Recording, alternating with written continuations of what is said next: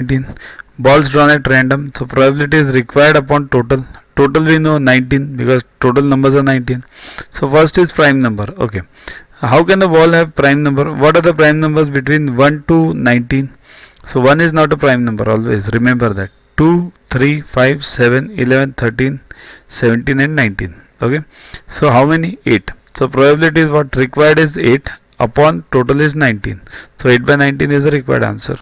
Second, the number should be divisible by 3 or 5, means out of these numbers 1 to 19. So it should be divisible by 3 or 5, or means plus, right?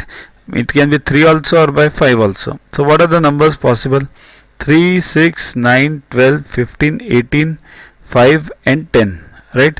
See here, up to 18 we take first by 3 and then by 5. 5, 10, even 15 is there in 5, but it's already taken, so you need not take it again. So required equals to 8 outcomes again. So probability is 8 by 19. So that's again the answer. Next is, it should be neither divisible by 5 nor by 10. Okay, so total numbers are 19. Okay, nor divisible by 5 or 10 means what can the numbers be then? It can be 1, 2, 3, 4, not 5, 6, 7, 8, 9, not 10, 11, 12, 13, 14, not.